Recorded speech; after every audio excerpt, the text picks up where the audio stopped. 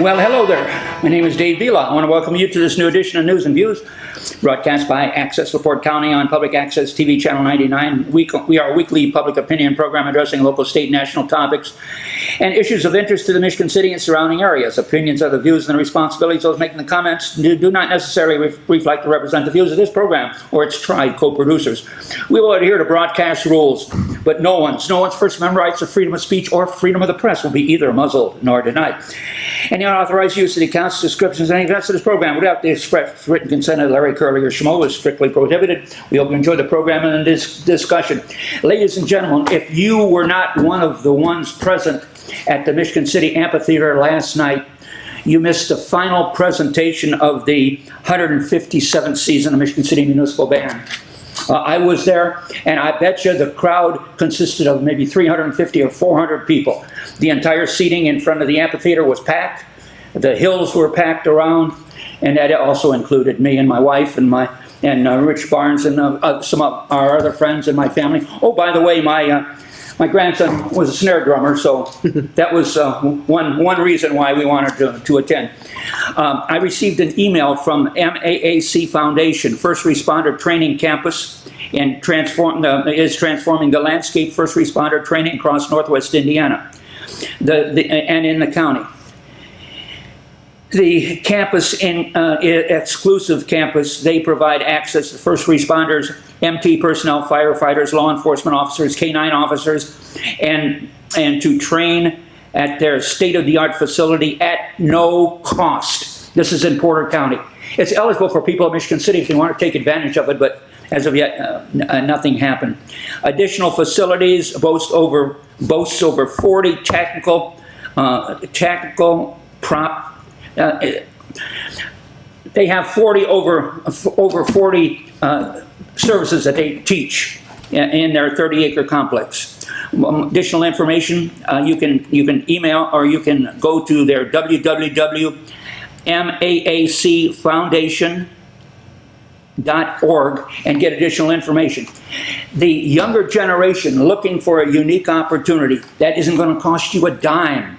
That's all you have to do is just show up, and you can get some technical training, maybe in the various services that we've got. I've been promoting this. They send me emails like once a month. They have a new director and so on, but the director isn't as important as the service that they provide.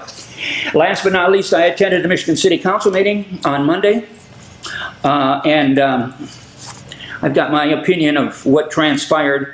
The declaratory resolution designated a certain area of Michigan City to be a designated Cooper Economic Revitalization Area. That mainly pertained to the site off on Royal Road. There were 19 dissenters on the initial resolution of 4960. These people came up with numerous excuses like mosquito or like the spiders appearing on the boots on the back porch of their houses because of this, and they talked about doom and gloom, and they talked about sickness, and they talked anything you could think of that it was negative pertaining to this.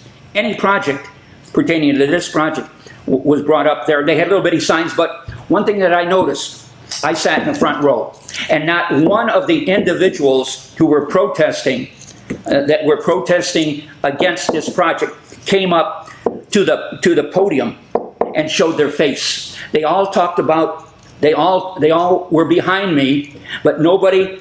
Well, and I got a theory why they didn't show up to the podium up front, because they were dressed in flip-flops, in shorts, and in t-shirts. And that did not establish the decorum necessary for a city council meeting. And I'll throw one out, although I'm just guessing, but I would bet over half of those were not Michigan City residents. That's a good possibility. Some of them made a reference to outside the area. But there were a lot of interesting things after they went through the initial presentation. The first vote was 6-3 to Mollenauer, and Nelson voted to totally table it indefinitely.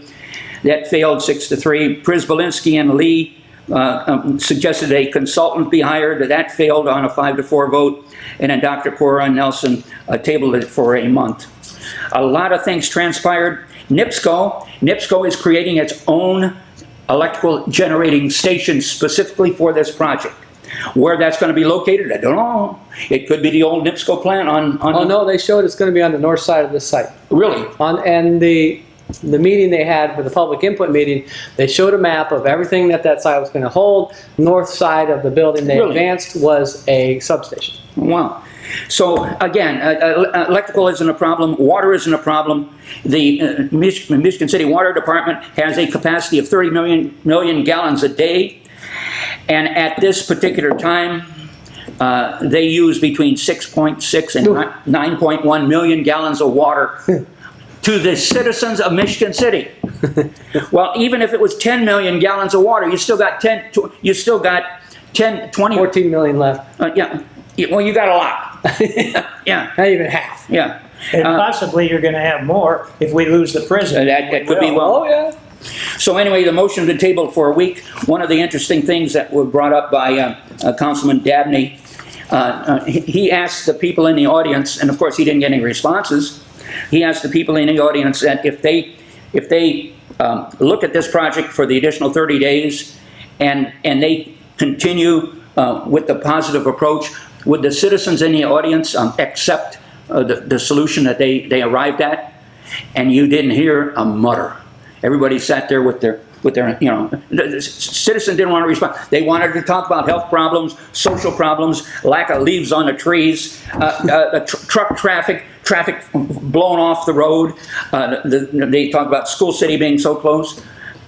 It is a 67-acre parcel of land in the 6th Ward. If you don't understand what 67 acres encompasses, then you have no concept of space. And it is zoned for this use. That is correct. That is correct. So this is a discussion about a resolution of funds, not about the ability for them to build it. This project is on a parcel that's zoned for this use. And one other thing, when I was there, before the meeting started, Tim Beatry, who's on the TIF District Committee, Tax Increment Financing Committee, he was walking down the hallway and I says, Tim, are you aware of state law 36.726.7 pertaining to the utilization of 15% of TIF revenue to go to the city schools if they ask for it? Now this is Tim Beatry, he's the chairman of the committee. He knew absolutely nothing about it. And he had a long time involvement with the school system. That is correct. The fact of the matter is the issue is coming up. Kevin McGuire is coming up. He made his presentation for $5 million for the next 3 years. If the Redevelopment Commission just bats a crooked eye and counter offers or turns Kevin down, then the entire Redevelopment Commission should resign because they are not complying with state law. If check chapter 36.7, and read it for yourself. The school city is eligible, but the Redevelopment Commission, maybe if they turn Kevin down, maybe because they've overextended themselves over these from 2018 to date, providing tax abatement to every Tom, Dick, and Harry in this town, and ignoring the youth of our community. I think that's a travesty. Gentlemen, I quit. We got to give it to Bob because he's got some staggering numbers. Well, I'm not going to start out with the staggering numbers. I'm going to start out with a situation where the mayor, the mayor's office, and the state of Indiana have gotten together, and they have developed, because the state has used this in other places, a program for new apprentice readiness applications. And let me start by saying that the very first start of this will be Tuesday night at City Hall, 100 East Michigan Boulevard, 5 to 7 p.m. to talk to the program about people who would be eligible to get into this program. It's a program that sets up the training that you will need in order to fill out your application and have an idea of what the apprenticeship test will be all about. because first of all, you have to be able to fill out an application to get into this. And secondly, there will be a kind of academic test, and you have to be prepared, as you do it, as many people do in all sorts of review programs, to take that test and pass it in order to get into an apprenticeship training situation. The idea is that it revolves around the construction industry and the skilled trades. These are all high-paying jobs, something that Michigan City badly needs, and this program is limited to Michigan City residents. So if you are a Michigan City resident, one more time, 5 to 7 p.m. for the orientation, and it will be at City Hall, 100 East Michigan Boulevard. Now, the situations that they're going to cover. First of all, electrical work. So we're talking about electricians, badly needed, plumbing, painting, maintenance trades, and various others. All of these are in the high-paid, high-skilled area. So this will involve, if you can pass the test and get through it and get hired, a significant amount of training. Some of it goes over 5 years, but at the end of that 5 years, you're really going to be up there in terms of your income and well able to support yourself and probably a family. Now, to get into this program, first of all, the participants have to be 18 years of age or older. I haven't seen, although I looked, there is no cap on the age that you can no longer apply, but you have to be 18 years of age in order to start. You have to be, because this is a Michigan City program, a Michigan City resident. And the idea behind all of this is that it will put you in good shape. Now, some of the other requirements, you have to have a high school diploma or a GED, General Education Development, or an HSE, which is a high school equivalency, and a valid driver's license. They will direct you further, but sometime in September there will be a meeting, and one of the things that you will have to take a look at is testing in terms of your physical situation. One of those will be a TAB test, and I don't know what a TAB test is. Yeah. There will also be a drug screening. So as a result of that, you're going to have to be able to pass those tests. But if you can do that, this program is one fantastic situation for Michigan City residents. You can be male, you can be female, you just have to be 18 years of age or older, have a high school diploma or one of those equivalencies, and be able to pass the drug test. I couldn't encourage people like me who are grandparents. If your kids are here and residents of Michigan City, or your grandkids, encourage them at least to go down to the orientation session Tuesday night, August the 18th, at Michigan City City Hall. And you bring up a good point, because they're going to train a possibility to get into the trades, which is a segue that Dave just talked about, because there's that site, if you haven't been to Royal Road, that site is going like gangbusters. And I know there's a lot of truck traffic, but that site is employing many, and Amazon and the battery plant, if you haven't been out there, many, hundreds and hundreds of tradespeople. Yeah, apparently you are talking about just working on this single data center project alone, 500 to 800 construction type jobs throughout the construction, which, by the way, could take as much as, before they finish, 5 to 8 years. Just a couple of numbers which are just fantastic. In terms of payments to the city, just to the city itself. Now, I do not know if this includes the school system or not, but because it only said to the general city, $463,000 annually for 10 years. After 10 years, it goes to $926,000 per year. This is the kind of money that we have never had in Michigan City, and been able to do a lot of the things that we would like to do. And it stems all the way from lifeguard situations at our beaches to being able to provide the kind of fire protection and the kind of trucks that we need to have in order to have the fire protection that we need, and a full complement of police officers, a full complement of firefighters. There are a number of other things that go along with this. If I recall off the top, it's $5.5 million to the Economic Development Commission, and then payments throughout, I guess, about 10 years. We ought to have a lot of economic development coming along with that. And with that said, the next thing we read about is Marriott Hotels having taken over the Sola project, and it looks like they are about to invest $300 million or thereabouts, approximately, into the city itself on the north end, which will be a huge positive for the north end. And I will say this, obviously, to complete all this project, probably going to take Marriott 2, 3, 4 years, but I've never seen after a 5 or 10 year period where there's a Marriott, there's a Hilton, and where there's a Hilton, there's a Marriott, which means that this will give us a lot more economic development and keep Tony employed for the next 35 years so he can pay mine and Dave's Social Security. We need somebody to do that. Now, I'd like to respond to this particular program with the mayor with the state of Indiana job training program. Yeah. All right. When I was 13 years old, I got my first job in the printing trade. This was before high school. I entered high school. There was a unit, an organization in high school called Industrial Arts that taught the basics. My day too. That was in the 50s. No, it's still in the 80s. Today's 2025.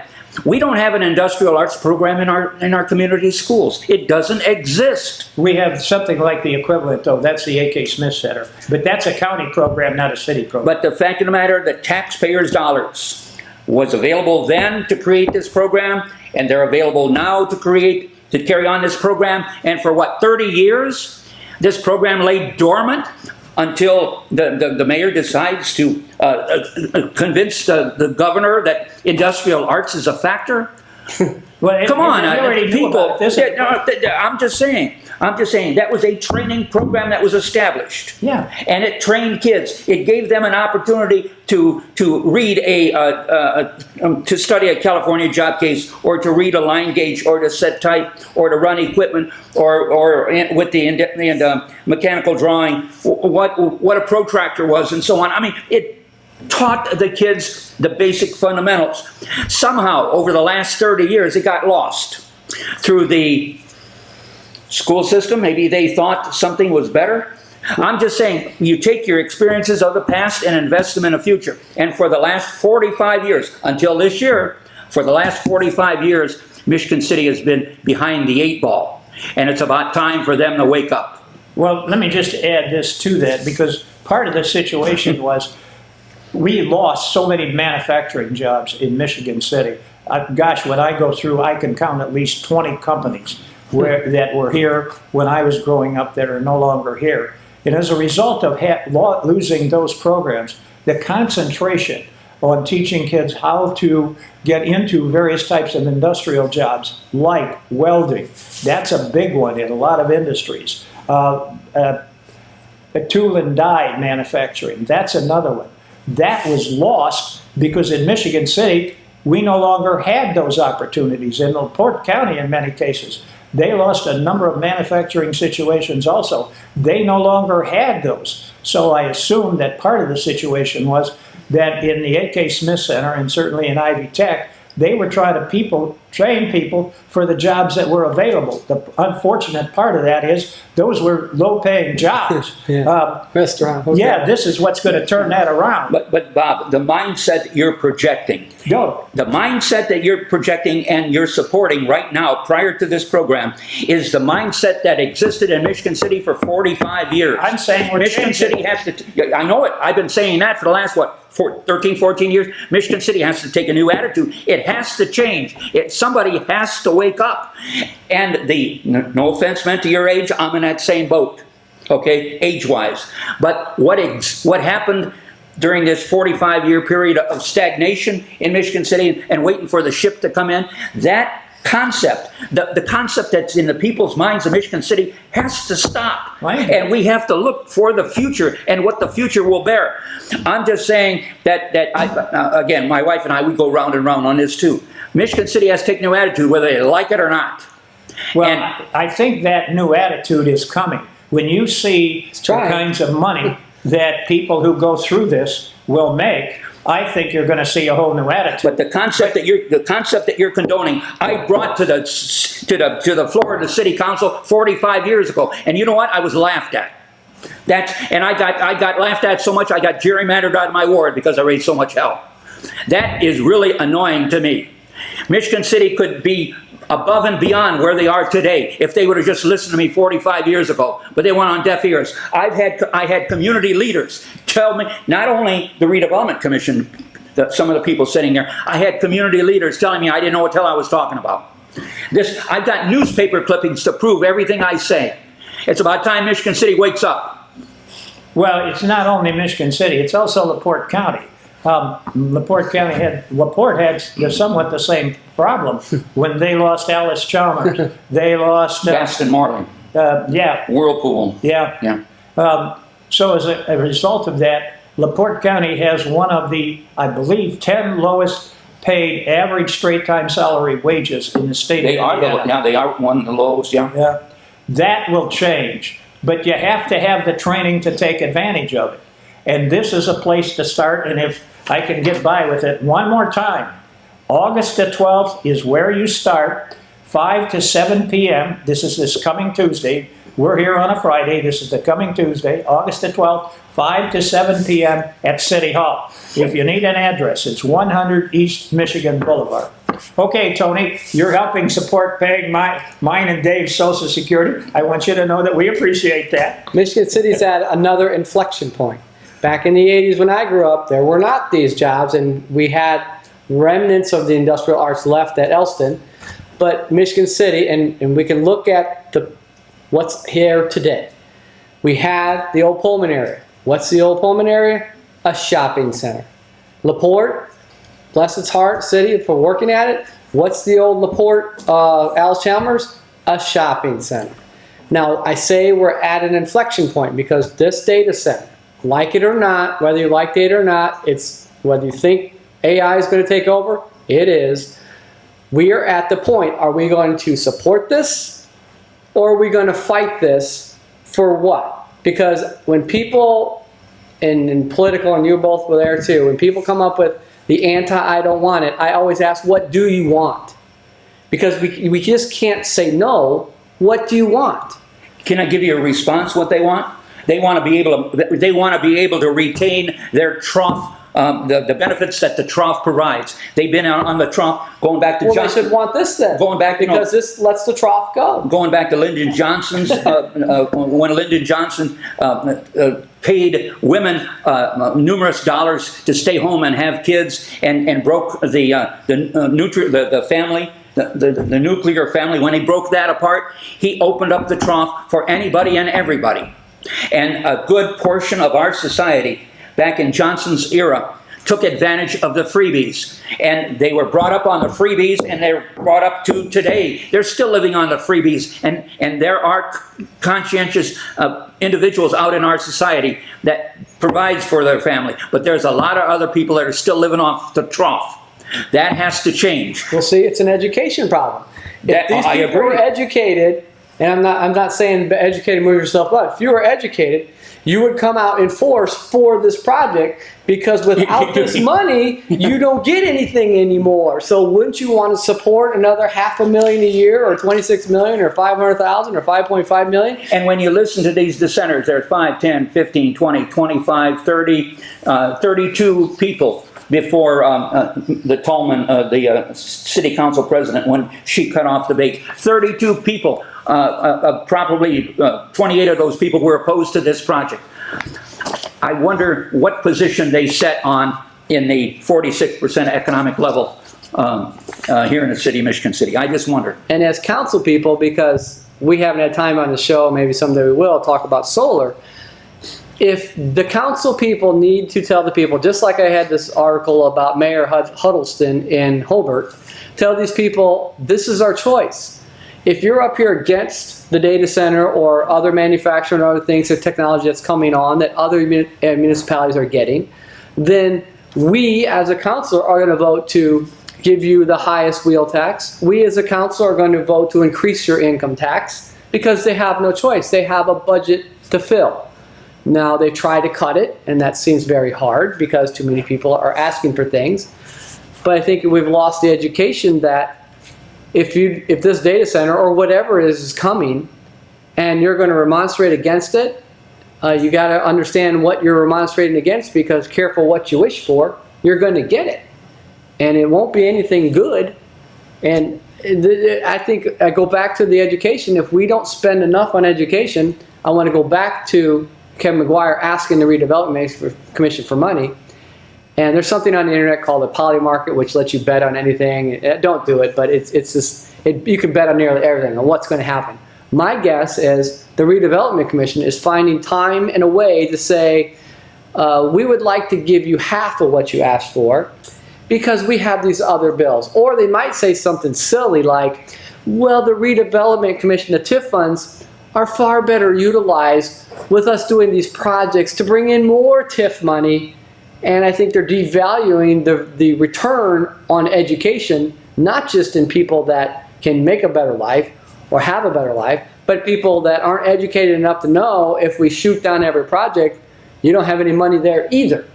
The Michigan City Redevelopment Commission, according to the way I read that law in 2018, must have in abeyance 150% of the available bonding issue that they have outstanding to back them up.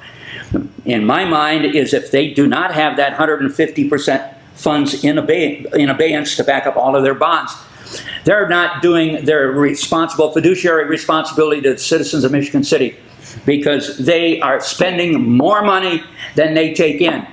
That's called deficit spending. And believe it or not, we were opposed to deficit spending 45 years ago. Well, they might have some financial people, and Bob can look at this, who look at what their projected revenues are. And they better be very careful, because their projected revenues are pretty much based on casino revenue. And if that money isn't here, and we don't have the money we promised, and if that casino revenue doesn't come in, and some of these builders don't come out to everything they promised, 300 million, 80 million, 100 million, if we falls back on us because something happens, we're really in a lot of trouble. So I'm sure their 150% is based on projected revenues that they think they're going to get from wherever the TIF district is, the big generators, the casino. Again, in my research over the last since 2022, I take into it that the TIF district gets 2 draws. One in the spring and one in the fall. This spring's draw, the June settlement, they got $4,425,000. Normally that's doubled, so they get roughly about $9 million a year. $9 million a year, and they have a surplus of $14 million in the bank. What are they doing with this money? What are they doing with this money that could not afford the Michigan City area schools the 15% that they duly are entitled to? What are they doing with this money? And of course, I was told I don't know anything. I don't know what I'm talking about when I approached, when I dissented on a specific issue from their local attorney. Their local attorney, in my mind, should read the law. Well, one of the things we could do is just take a look at the outstanding bonds that they're responsible for. But the great thing about the 2 developments that we're talking about here, first of all, the data center, they are not relying on anything. Yeah, I was going to ask you, are there any TIF district or revenue? This is just a tax abatement. They're not a little TIF district. Their money is going to the city's coffers. Right. But now when we say city's coffers, that has not been totally identified. Yeah, you can city, say school. Certainly the civil city, but how much of that is schools, how much of that is various But they're other not in the TIF district. No, but the The auditor. money's not going to the redevelopment. No, the TIF district, the funds from the TIF district, not from the tax base of Michigan City. The funds from the TIF district goes to the redevelopment commission. Yeah, well, right, but let me give me a chance to finish.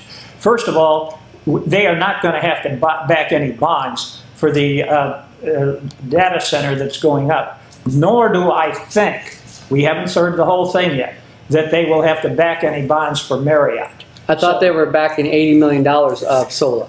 Well, but that was before Marriott came into this. So I don't know where the situation I stands. saw Marriott announce, but I didn't hear about any money. I know it's a $300 million Well, that's project. going to have to be checked. And I yeah. heard that one of their major investors had backed out. Now Marriott's in, so does that bring another financer? Well, as I understand it, the major investor you're talking about is Wyndham. And if you had a choice between Marriott and Hilton and Wyndham, you couldn't go to Marriott or Hilton fast enough. Right. The way so- the way 36.725.7, the way it is written, the way that it was written in 2018, specifically said that the school city is eligible for 15% of all TIF funds, regardless of whether it's Marriott, regardless of whether it's different entities.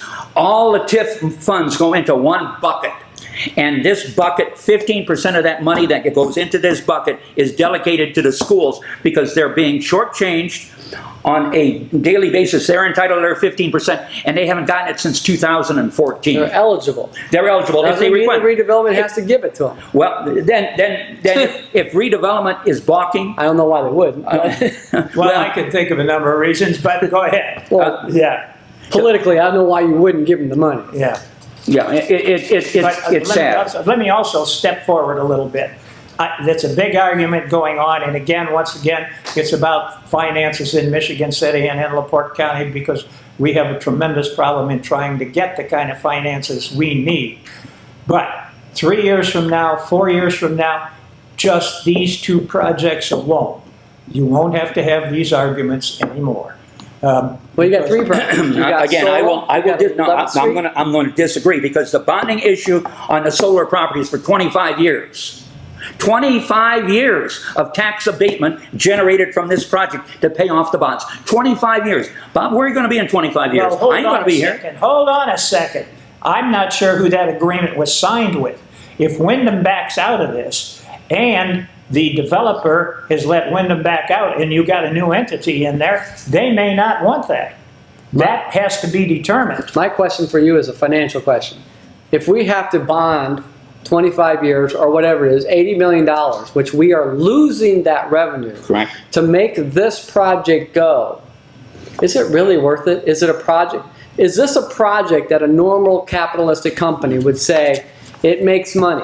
Now, are you talking about the Marriott Solar. project? Solar or Marriott, whatever. That's that same half a block. Is this a project that a company comes in and their accountants say, listen, it's $300 million. If we don't get this $80 million, the project's not a viable project. And we are, as Michigan City, saying, okay, you're telling us that if we don't give you $80 million, the $300 million isn't a project that's going to go. I just think we're just keep going down this road that at some point we end up with zero money because we keep saying projects that aren't viable, we would like to give you some money to make them viable. A former Michigan City councilman asked a question. What is the value of the land under the solar property? And he asked the redevelopment commission director, whatever his name is, Clarence Holtz? Clarence Holt, not Clarence, but he asked what the value is. Was there an appraisal made on that property? There was no appraisal made on that property. And what was the response was, well, this organization of solar people are going to donate $400,000 to build subsidized housing in the city of Michigan City. That leads me to believe that the redevelopment commission put a $400,000 value on that acreage. Probably. And they are basically giving away, and after 25 years when a project is paid off, do you think the solar people, if they still exist, are going to reimburse the city of Michigan City for the value of that land? I doubt it. They're not giving them $400,000. They already gave them $80 million.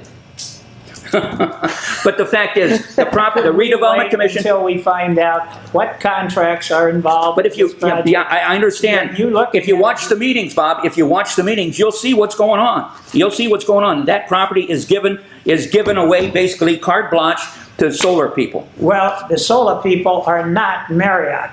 Marriott is one heck of a facility and a very large corporation in the U.S. But aren't the two buildings the same? Pardon? Isn't it the same building?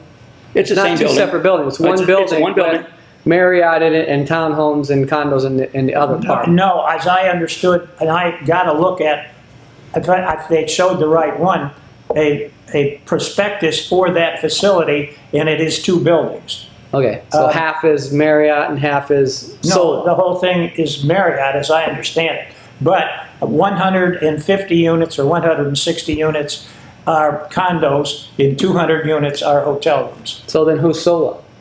I have no idea. If Marriott's running the show, Well, why it do we looks have to me solar? like Marriott's running the show. I would hope, because they're a very good company. But again, Well, I'm going to go back to, if we again- have to promise them $80 million for a project in order to be viable, why are we doing it? Well, let's find out for sure, but let's look at the situation. We are doing it because that was the impetus that the Redevelopment Commission created to allow Solar to obtain their financing. got that. If they wouldn't have done that, Solar would have been dead in the water. Well, no, not if Marriott bought them out, they wouldn't, and that's exactly what happened. And besides that, when you get this project up, that north end in Michigan City will become so economically capable that it is, I think it's going to be double what it is today at least. I haven't seen the information that you may have seen that that's what happened. All I heard was that Marriott has become a partner with.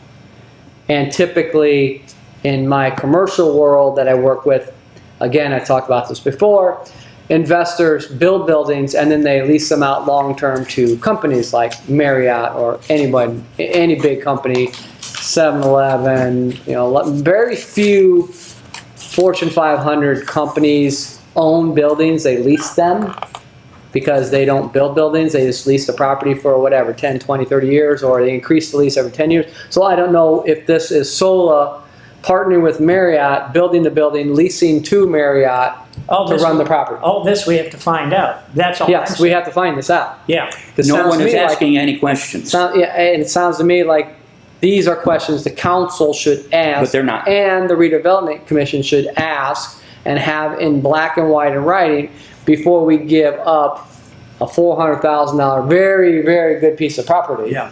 in Michigan City to make sure that this project goes. I hate to say it, but how many years or decades did it take for the ice cream shop to sit there when those people lagged on and on and on and nothing got done and we couldn't do nothing to them? If you want to look, if you want to go on the internet, which we tell you to go on the internet, there is a project in Los Angeles, I believe, that stalled, and it was so bad and there's nothing they could do about it. They had people living in there, spraying graffiti in there. They didn't have the windows up. It was people of character living there, and it was a horrible mess, that project. If you want to see what the worst case scenario if something happens, go look at that project in LA. People would drive by the interstate, and I think it's still there. The developer walked away and LA was stuck with, I think it was like a 20-story building in complete disrepair. We don't want that to happen, but we got to make sure that doesn't happen. Well, the ice cream situation, or the ice cream parlor situation, may be a horse of a different color. That may have to do with the ownership of the land on which it's built. And we've got a number of those around, especially in Sheridan Beach and in Long Beach, where the ownership was originally put up as a cottage.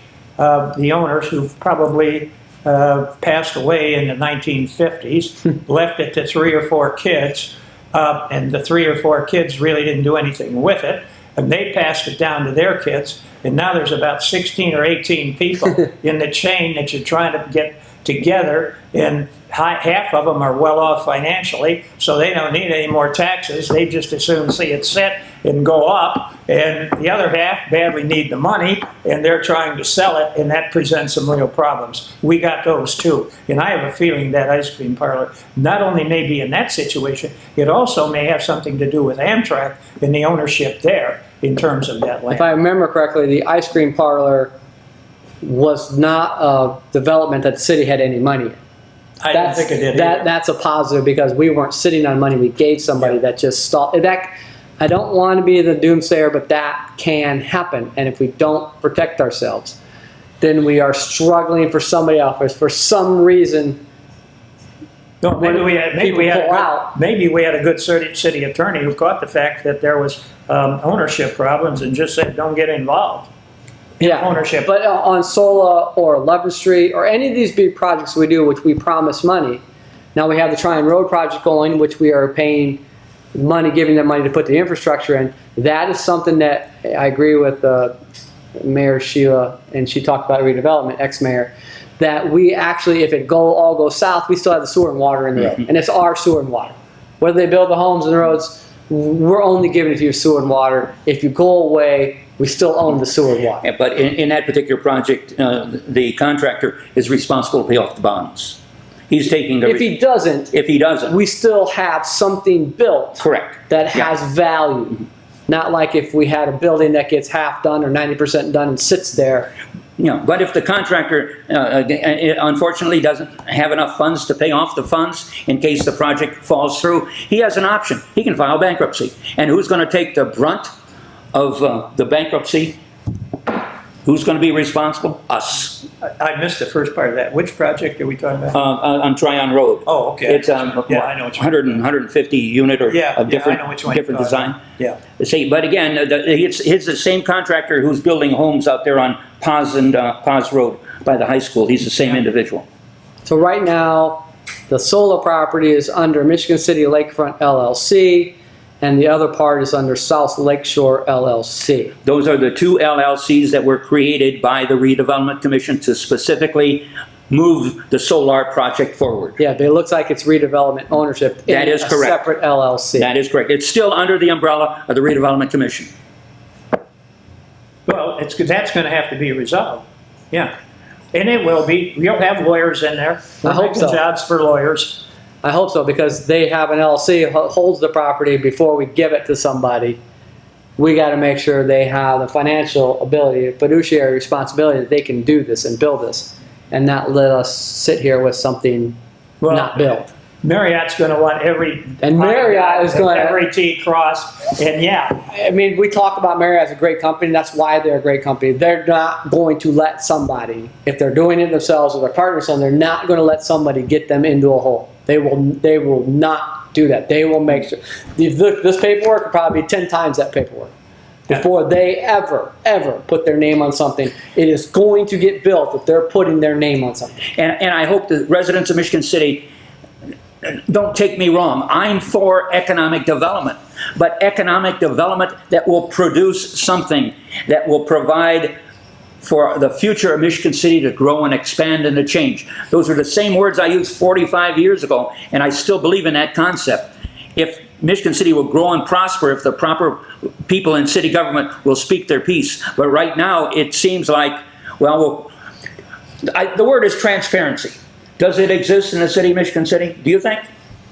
I think they have transparency, but I think we're dealing right now with a lot of cloak and dagger. Yep.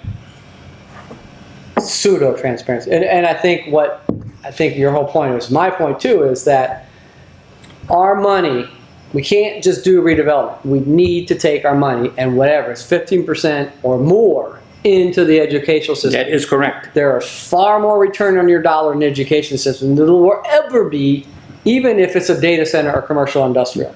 The educational system will have a higher return than any residential, commercial, industrial project. I don't disagree with you at all on that. But the thing that I think has to happen is if you go into that Michigan City school system, at the 12th grade level, we are graduating seniors who are only 30% of them, actually it's slightly less than 30%. That's been happening for 30 years. Can perform at a 12th grade level. And that is the first thing that I think this school city has to work on. And that is summer classes for those people who are behind at grade level. They have to go. It's mandatory. And let me say this, or Saturday classes. And we're going to have to pay teachers to handle that. And we're going to have to pay. You said the magic word. We got to pay. Yes. We need the money. We Yes. need to pay. And that's what, to me, the Redevelopment Commission ought to be looking at. 100%. We have to pay. got to get these kids up. And I think with the money coming in from, it's going to take 5-10 years at least, but we can get these kids up to, or 75 to 80% of them up to grade level 12 when they graduate high school. Now, I know people are going to say, well, why do they have these social promotions? You can't keep a 14-year-old in a ninth grade class or a senior in a sophomore class. I mean, it just doesn't work. Or worse, in an eighth grade class. It blew me away when I understood that there are schools, and I don't know if this is Michigan City, but there are schools that have fifth-year seniors. That's another option. I thought, what? I thought 4 years and that was it. They have fifth-year seniors. It might not be because they're being held back. It might be because they want to play sports for another year. I don't know. We did that. We had fifth-year seniors to, come on, guys, pay them and move on. No, we did that in sports. We had fifth-year seniors when I was at school. That's why our basketball teams and football teams were so good. Of course, sitting over there and never won a sectional the entire time he went to LaPorte High School. We didn't have fifth-year seniors. Oh, you played fair. No, we played fair. Hey, we know. But we played by the law. The law said they could. Well, what play about a six-year Up until senior? 19 years of age. A seventh-year it was senior? 20. It was 20 back then? Yeah. I don't know why you'd want to be in high school at 20 years old. I entered high school at 13, and I graduated. I just 4 years later, I graduated. I'm not going to say anything, but there were people who, because of the situation at Elston, there were people that held their boys back starting out in kindergarten. Oh, I know a lot of people hold it, and I think that is sometimes a good move because sometimes kids aren't ready. If you hold them back a year, they are the mature student in class. And sometimes they're better, but they're also better in sports. But usually, intellectually, they're more mature, and they could probably get better grades. That's a little piece of paper I brought because everyone got their NIPSCO bill, right? And Do you realize what that projects to over a period of a year? Almost $2,800. The NIPSCO bill, the average NIPSCO bill, the average NIPSCO bill is $234 a month. And if you project that out times 12 months, it's almost $2,800 for 1,000 kilowatt hours. Yeah. I think it said 1,000 kilowatt hours on there. So I brought that up because I saw a news report in Chicago that Nicor Gas wants to raise their rates. I don't remember what it was, 15, 20, 30%, and they are throwing a fit. So this article in Northwest Indiana Times talks about NIPSCO rates compared to other rates. It is one of the highest, if not the highest in the state. Just give it to me at the next And meeting. Run a copy. We are, Bob talked about this before, why it's lucky the data centers want to come. Yeah. They're paying these rates. But NIPSCO, I think it's just on the leading edge. Everyone else is about to catch up. Just because Duke and ComEd haven't caught up, they're caught up. Nicor Gas, I think you need to read the tea leaves. If they're in Chicago looking for a gas rate increase, probably coming here. That's why we want to be AEP, American Electric Power. No, I want to keep it at NIPSCO because I got 150 shares of NIPSCO. My stock is going to go up. Why not? You would hope. You would hope. Got one of the highest bills in the area. You would hope. For crying out loud, you could actually take your wife out to dinner once in a while. I did. We spend some money. We went to the Polish peasant last night, and we had a fantastic meal. We know the owner. He's good. Yeah, now this is how smart NIPSCO and corporations are. They got approval to raise our rates. Mm-hmm. And when they raise our rates? July. Why do you think they wanted to raise our rates and make sure it got active in July? Because everyone's running their electricity. We had a very hot July, so I guarantee you there are very smart people in the corporate world who didn't just out of the hat randomly pick we were going to make these new rates effective in July. Yeah. No, that's true. The actuarial people knew when you want to raise the rates. And that's why I say you got to read the tea leaves, because Nicor Gas, which is a subsidiary of NIPSCO, right, is looking to raise gas prices in Chicago. And if they get that done, that will probably go into effect about November, December. And I wonder what happens in November and December around the Midwest. Well, they'll definitely have it in place for January and February. Yes, so they don't just do these things off a cuff. They factor in these. I can guarantee you they factor in. But this article shows in Northwest Indiana Times that why we're all feeling the pain is because NIPSCO's gas rates are one of the highest. I think they're the highest in Indiana. And we are paying a lot of money. Not that we're not getting good service, but it seems like Duke and AEP and ComEd are doing it less. So I don't know why. Well, Duke and AEP are, and ComEd also has quite a few. CenterPoint. Yeah, they've got nuclear facilities. Yeah, you're right. 1,000 kilowatt hours electric in NIPSCO is $234 a month. CenterPoint is $221. I&M, which is AEP, right? $167. Yeah. And AES is $158. So somebody is getting it done. Oh, and Duke is $156. Duke's one of the biggest Yeah, ones, right? Duke has a lot of nuclear So power. somebody's getting it done for almost $80 a month less than NIPSCO is. Not saying I think they're all going to come very shortly. Well, if you can raise their see rates. just in that, and I haven't read it, but just in what you said, you can see the pattern there. Those that have nuclear facilities are much Yes, lower in you're terms right. of rates. And NIPSCO, I don't think this includes a potential $3 or $4 a month when they want to buy the windmills in Indiana.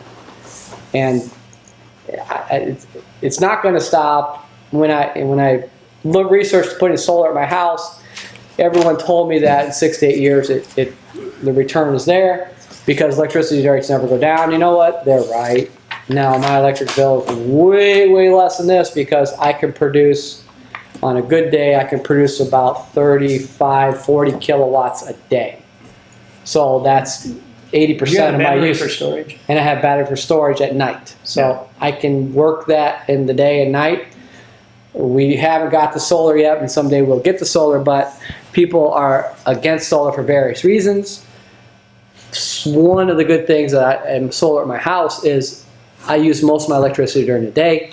My solar makes the most electricity during the day. It's been hot around here at night. Yeah, but see, you're on a hit list, Tony, because once NIPSCO or once the government finds out of your volume of electricity that you generate over and above your need, they're going to tax it. Oh, You no, watch. They changed it. I think in Indiana it only goes to 2030, and then I'm forced to be when NIPSCO gets back, they won't net meter. They won't hold it for me for the year.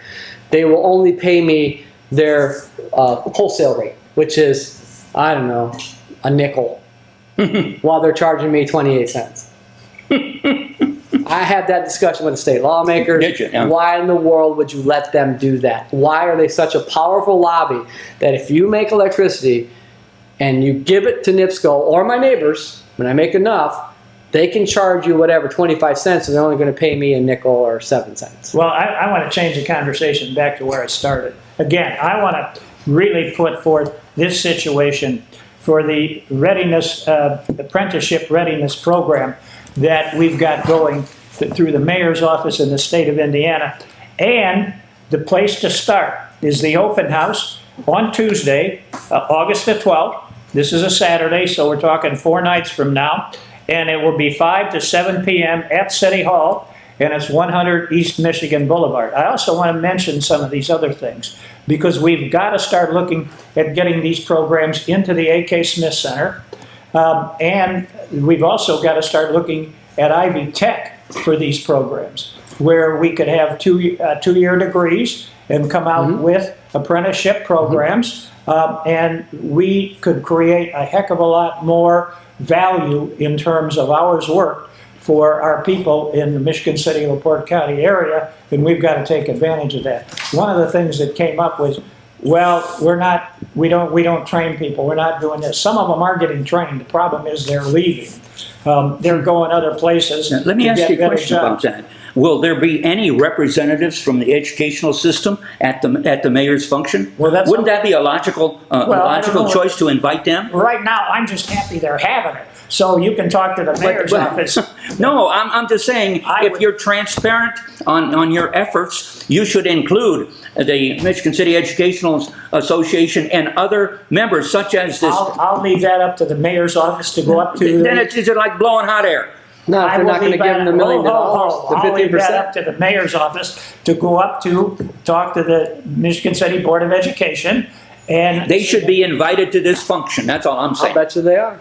Well, we'll see. Well, they may be, I don't know. We'll But see. all I'm looking forward to is the fact that we're going to be able to get some people into these training programs, and we badly need to do that. That's a good thing for the mayor to do because every technology Well, center, she's data involved. center, I know, it's great she's doing that.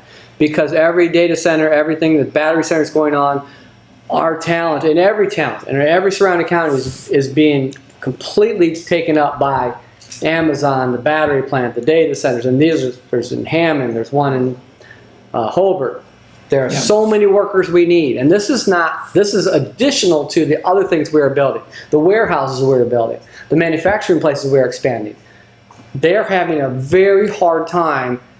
Companies are getting people taken from other companies and moving them to different places, and they're getting paid a lot of money.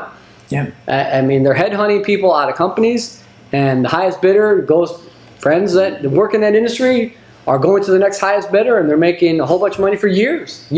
These projects are huge. Or they can do what one of my grandsons is doing and have 2 jobs. That works too. I think that's what happened. I mean, the world you live in, the world that I live in, you worked construction from during the day, like 7 to 3. I think they're going to start shifting people, and they'll have a shift in the morning and a shift at night because there's not enough people. Yeah. And people can work a second job. And if you can work a second job and make $100,000, and believe me, I'm not joking, $100,000 in one of these trades, it could change your life. Yeah, my grandson's already figuring he's going to be in that bracket after 5 years in the program. And we're getting down to the last 2 minutes, guys. So You and I could sign up for that program. There's no age limitation. Well, you know, I was thinking. You could actually take your wife out to dinner No, once. I was thinking of possibly getting a job as a greeter at Walmart. I could just sit there and greet people, you know. If they might hire the greeter out there at the Amazon plant. yeah, you never know. Well, we a new You never greeter. know. Hey, again, ladies and gentlemen, again, when I make a mistake, again, it eats me for the entire month, entire week until I get back and clarify it. I made a mistake last week pertaining to the mayor's wheel tax. I said it was going to be discussed, a workshop was going to be discussed on the 8th. It's the 18th of August when the mayor will have her wheel tax. I apologize to the mayor on that one because I misspoke. But the fact of the matter is, if the wheel tax isn't implemented, we're going to get stuck elsewhere. Right? Yep. I want to thank everybody for watching. Your input as to improvements or criticism are greatly appreciated. Please contact shows Tribe co-producers Bob Pollock, Dave Bila, or Tony Hendricks with your comments. You can email Bob at skrpollock@gmail.com, Dave at djbila1@hotmail.com, or Tony at emailagem@yahoo.com, or you may direct your ideas for any future shows to our one and only staff writer. I don't know her name. The showing of our program will be Saturday morning at 10 a.m., Monday evening, and Thursday evening on on 7 o'clock on Channel 99. You can watch us on YouTube. Oh, you can also watch the Michigan City Municipal Band throughout the year. Wednesday at 10 o'clock in the morning, I believe 3 o'clock in the afternoon. And I'm working with Jeff Dobler to include, he's going to provide me emails to the activities of Valparaiso University. So if you're hooked on music, we'll be able to discuss it on this program. I want to thank everybody for watching, and make it a good day. I'm going to throw one other thing out. Take a look at the schedules for Friendship Gardens, because I think you're going to find they're going to have some very neat programs leading up to Thanksgiving, when in fact you can walk around, work off some of the turkey you ate, but take a look at the programs for Friendship Gardens. Thank you.